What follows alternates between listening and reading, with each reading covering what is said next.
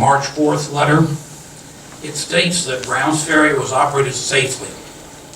Please provide the specific criteria and the results that demonstrates that Browns Ferry has been operated safely in light of the findings that we just discussed. Number 2. I want to start with number 1. Okay. So, the NRC's mission is to ensure adequate protection of public health and safety and the environment. So at the highest level, the performance of Browns Ferry did not adversely affect the health and safety of people. It did not adversely affect the environment. So the NRC's mission was achieved. Browns Ferry, again, did not have any adverse. The events, the conditions that were found did not impact public health and safety or the environment. Period. Next paragraph. Having said that, those performance inputs, one was a finding, others were performance indicators, did indicate degradation in performance below what would be considered nominal. It is therefore appropriate for both TVA and NRC to respond to those issues, to correct them, to make sure that they don't reoccur. So that's why we're having this meeting, to talk about those issues. NRC is an open public agency, and it's appropriate that we all be aware of those issues to drive performance to a higher level. Okay. I'm looking for specific criteria that demonstrates its operation. For example, were any of these issues evaluated against the existing probabilistic risk assessment? For example, one of the light findings was for the HPCI system. Also, SSI procedures, emergency AC system. I think all of those have at least a tacit indicator in the PRA. So has anyone looked at these and determined if there has been any effect on the core damage frequency, large early release frequency? And has NRC looked at their PRA model to determine if any of these factors have had any adverse impact on the PRAs? The short answer to your question is yes. The reason why both of these inputs, the white safe shutdown instruction finding, the reason it was white was because the core damage frequency, the deltas, the change in core damage frequency was greater than 1e⁻⁶. If it did not meet that, cross that threshold, it would have been a very low safety significance. The fact that it was greater than e⁻⁶, but less than e⁻⁵ delta core damage frequency means that it was of low to moderate safety significance. So your original question was an absolute. It is either safe or unsafe. Well, you know better than that because you've just spoken to the understanding of probabilistic risk assessment. But the same is true for the white performance mitigating systems performance indicator for emergency AC power because of either the unavailability or unreliability of emergency AC power. It crossed the threshold for a white MSPI.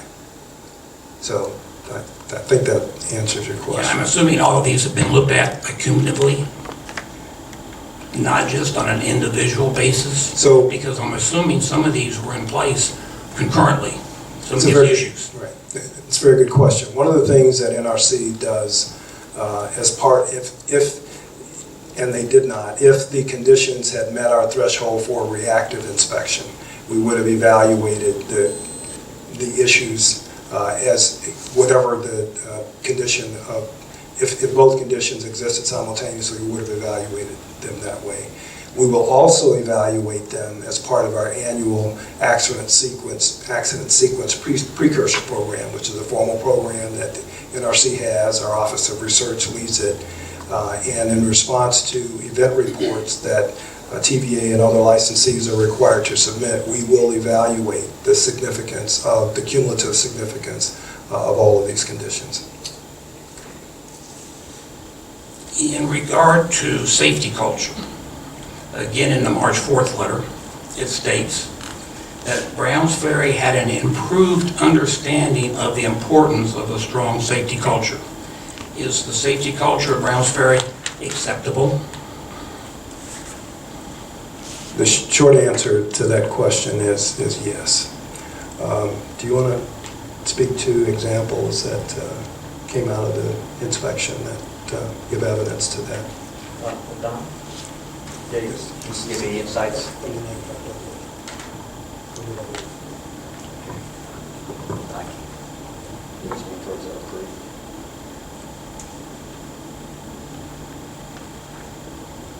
I can't hold it.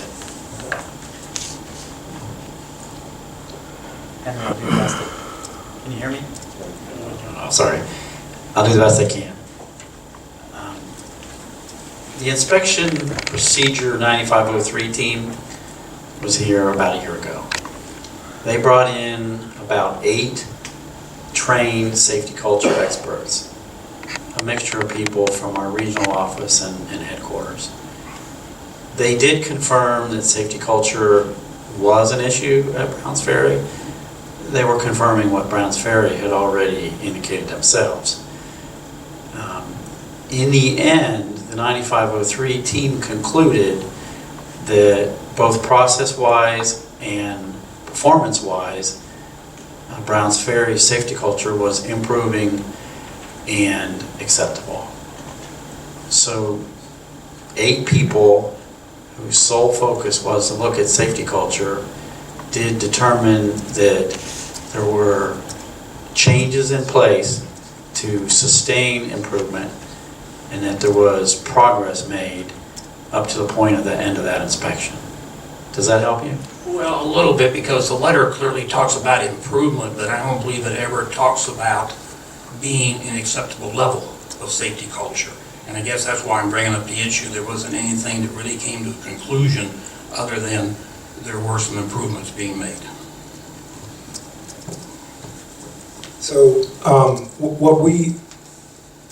the way that NRC assesses safety culture, we assess safety culture performance as part of every inspection. About 10% of every inspection is devoted to assessing, quote, safety culture. We harmonized this year with the industry around what we mean by safety culture. There are actually 10 components of safety culture, of which 9 are actually part of the reactor oversight process. It includes a corrective action program, resources. They're human performance components of safety culture. One of the challenges that Browns Ferry has had, and it was evidence in our inspection reports stemming back a number of years, is challenges in the area of problem identification and resolution, the corrective action program. In fact, we had up until last year, last August actually, during the mid-cycle assessment, what we call a substantive cross-cutting issue in the area of problem identification and resolution, the identification, the adequacy of corrective actions. And our 95003 inspection of the problem identification and resolution component of that concluded that the improvement efforts that Browns Ferry had put in place had actually improved its implementation of its corrective action program. Similarly, in the area of human performance, I believe there were some labeling issues, component or documentation as well, that had also shown improvement based on the inspections that we conducted. So when you review the 95003 report, I'm pretty confident that you'll find specific examples of where and why we concluded that there's a higher regard for the importance of safety culture at Browns Ferry.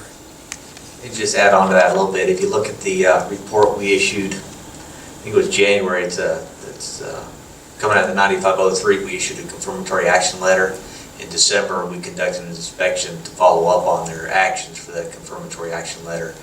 We call that the 9503 Cal follow-up, but that team did note, and I believe it's in the report, notable improvements in safety culture we have a lot of people monitoring actions in the field, so we would note in the past, when they got to a part of the procedure that wasn't quite right, they just push on through it.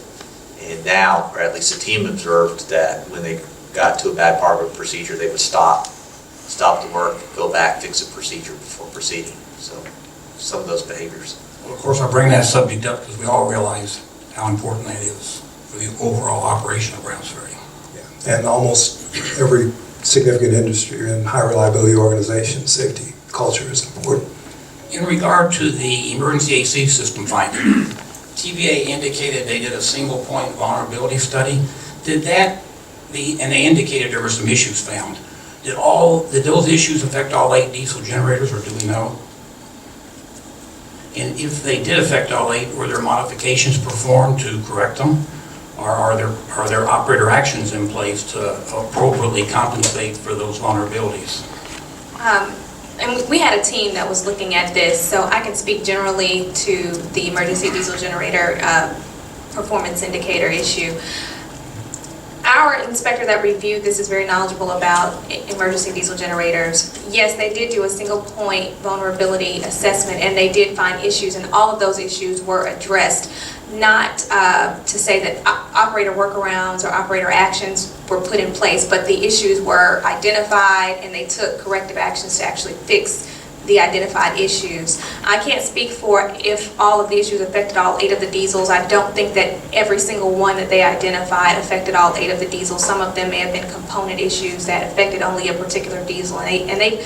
We did several walkdowns of the diesel generators, and they have undergone significant modifications over the course of several years at Browns Ferry.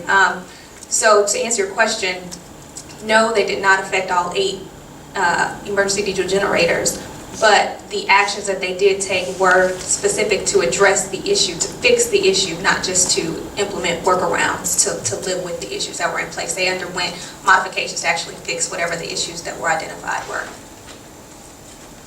Do we know if those issues are actually affected the reliability of the diesels? Or as it relates to the PRA, I'm getting back to the PRA again. They play a very important role in the PRA.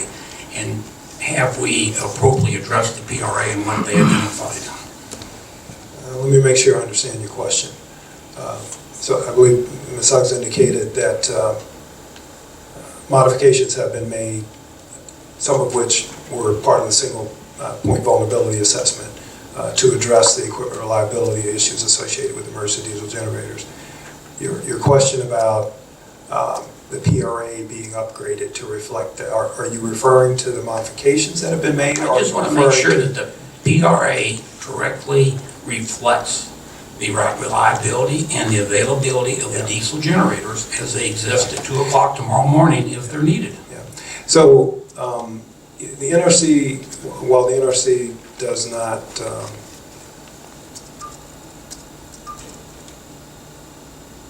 the NRC requires via the maintenance rule that if any equipment is degraded, that the site be able to assess the risk impact of a degraded safety condition. Your question implies an almost instantaneous requirement of assessing of risk, and that's not something that the NRC requires. Having said that, I cannot recall retrospectively if there were conditions of the diesels that required some permanent reassessment of core damage frequency that TVA did or did not do. I can't recall that. And I don't know that any modifications have been made, improvements have been made, have been reflected in the PRA model as well. Because that's the other side of the coin, right? PRA, it's a two-edged sword. So perhaps that's something we can take back and get back to you on.